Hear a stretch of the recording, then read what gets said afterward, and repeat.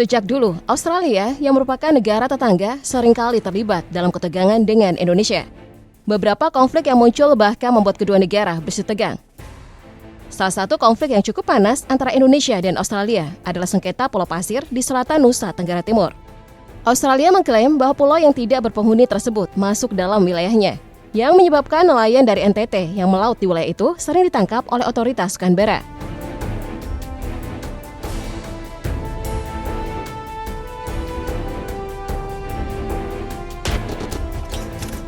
Pergesekan antara kedua negara ini tentunya sangat rentan untuk berkembang menjadi konflik yang lebih besar, seperti perang militer.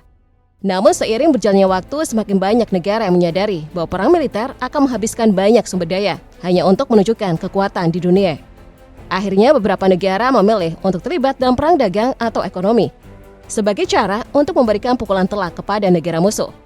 Hal ini pun bisa saja terjadi antara Indonesia dan Australia.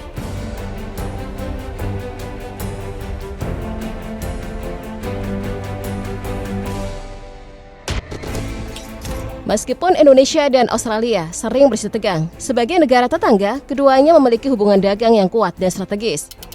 Bahkan perdagangan dan perniagaan antara Indonesia dan Australia semakin berkembang setiap tahun.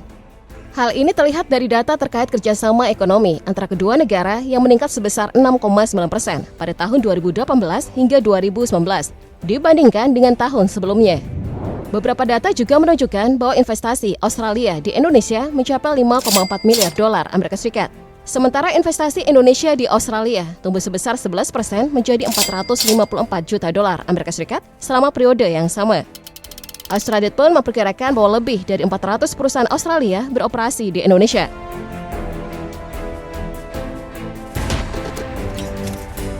Oleh karena itu, banyak ahli ekonomi yang berpendapat bahwa Indonesia dan Australia saling bergantung dalam sektor perdagangan. Ini bukan tanpa alasan, karena kedua negara memang selalu membutuhkan hasil ekspor-impor yang menguntungkan satu sama lain. Namun, tentu saja kerjasama di sektor ekonomi ini sangat bergantung pada hubungan diplomatik antara Indonesia dan Australia. Jadi, jika hari ini Indonesia terlibat konflik dengan Australia, tidak hanya hubungan diplomatik yang bisa terganggu, tetapi juga hubungan dagang strategis tersebut bisa terputus.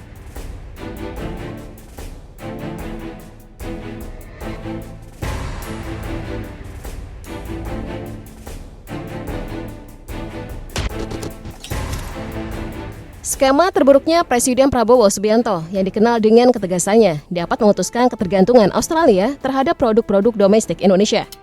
Tentu saja ini akan menjadi mimpi buruk bagi Australia di masa depan. Bagaimana tidak, Indonesia menunjukkan perannya yang sangat penting sebagai salah satu pemasok utama produk impor bagi Australia pada tahun 2023. Data terbaru menunjukkan bahwa Indonesia menduduki posisi ke-8 sebagai negara asal impor produk ke Australia, dengan nilai impor mencapai lebih dari 10 miliar dolar Amerika Serikat.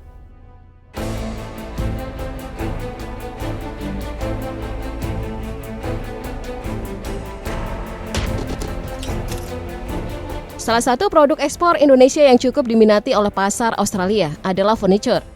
Furniture kayu dan metal dengan desain khas Indonesia, seperti ukiran Jepara atau rotan, tercatat menjadi primadona pasar Australia. Ukiran yang khas dan indah ini menjadikan furniture buatan Indonesia sangat diminati di negeri kanguru tersebut. Bahkan nilai impor furniture kayu mencapai 459 juta dolar Amerika Serikat, sementara furniture metal mencapai 449 juta dolar Amerika Serikat. Ini menunjukkan bahwa pasar Australia sangat bergantung pada furniture dari Indonesia.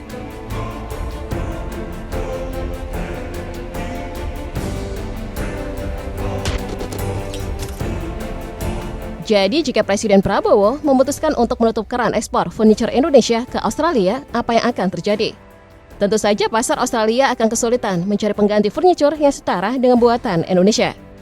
Mengingat Indonesia memiliki berbagai jenis kayu berkualitas tinggi yang sangat cocok untuk pembuatan furniture.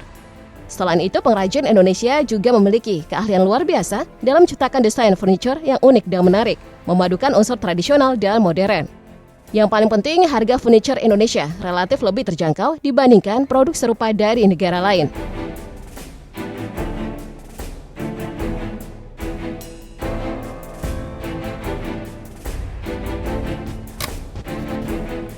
Selain furniture, Presiden Prabowo kemungkinan juga akan menghentikan ekspor biji kopi hijau ke Australia jika terjadi perang dagang. Hal ini tentunya akan mengganggu pasar Australia, mengingat ketergantungannya terhadap komoditas kopi. Namun apakah benar Australia begitu bergantung pada kopi Indonesia? Baru-baru ini, tepatnya pada Januari 2025, Sumatera Selatan mengekspor biji kopi ke Australia dan Malaysia sebanyak 14 kontainer, atau sekitar 277,2 ton, senilai 33,6 miliar rupiah. Data ini menunjukkan bahwa Australia sangat bergantung pada komoditas kopi Indonesia. Jika Indonesia menghentikan ekspor tersebut, maka Australia akan kesulitan memenuhi kebutuhan bahan baku utama untuk berbagai produk kopi olahan mereka, mulai dari kopi bubuk hingga minuman kopi siap saji. Ini dapat mengguncang perekonomian Australia.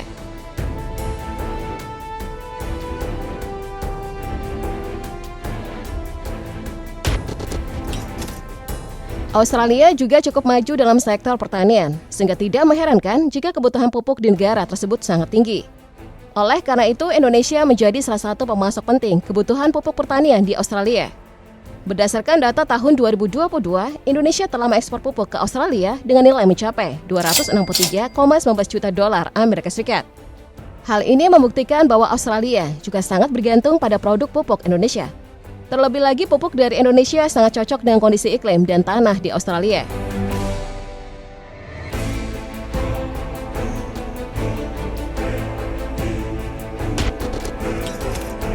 Australia juga cukup bergantung pada kendaraan yang diproduksi Indonesia.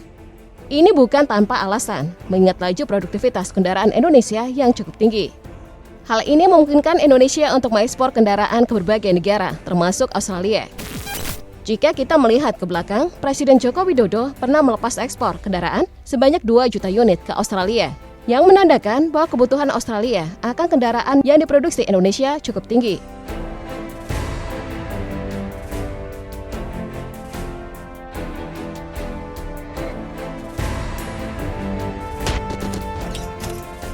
Kemajuan industri barang elektronik Indonesia juga membuat Australia bergantung pada produk-produk tersebut. Sebagai bukti, pada kuartal pertama tahun 2018, ekspor Indonesia ke Australia di sektor manufaktur ini tercatat mengalami kenaikan sebesar 18,7%, mencapai 399,3 juta dolar Amerika Serikat, dibandingkan dengan 336,3 juta dolar Amerika Serikat sebelumnya. Ini kembali menunjukkan betapa besarnya kebutuhan Australia terhadap produk elektronik yang diproduksi Indonesia. Jika ekspor di sektor ini dihentikan, Australia tentu harus berpikir keras untuk menyelesaikan perang dagang tersebut.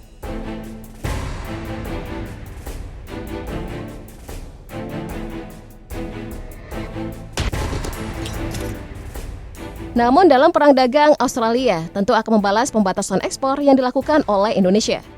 Mengingat Indonesia juga bergantung pada beberapa komoditas yang dimiliki oleh Australia seperti gandum. Australia merupakan mitra tradisional yang mendominasi suplai gandum di Indonesia. Terbukti antara tahun 2012 hingga 2017, negara ini menguasai 50 hingga 60% impor gandum di Indonesia. Dengan kebutuhan mencapai 2.419.709 juta ton gandum, Indonesia pun cukup bergantung pada Australia. Nilai impornya tercatat mencapai 8,31 miliar dolar Amerika Serikat.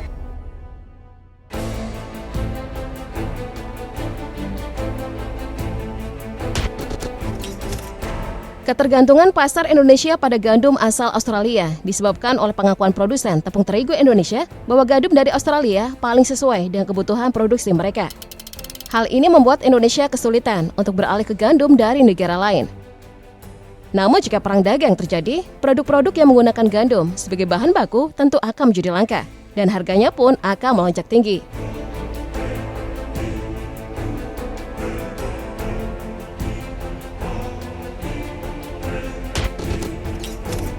Perselisihan dagang antara Australia dan Indonesia pernah terjadi terkait dengan komoditi impor sapi Australia, yang mana Indonesia memiliki ketergantungan tinggi pada komoditas ini.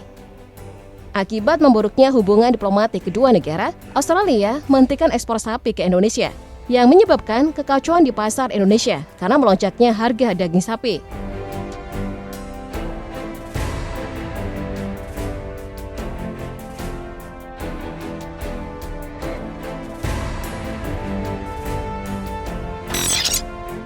Beberapa waktu lalu, sebanyak 3.200 sapi asal Australia telah tiba di Indonesia untuk memenuhi kebutuhan pasar di Indonesia. Di antaranya 200 ekor sapi merupakan sapi indukan atau betina produktif yang akan digunakan untuk memproduksi anak sapi potong. Sedangkan 3.000 ekor sapi merupakan sapi bakalan yang akan digemukkan dan dipotong. Bahkan pada tahun ini, Kementerian Pertanian menargetkan impor sapi hidup sebanyak 400.000 ekor. Dengan rincian 200 ekor sapi perah dan 200 ekor sapi potong atau pedaging.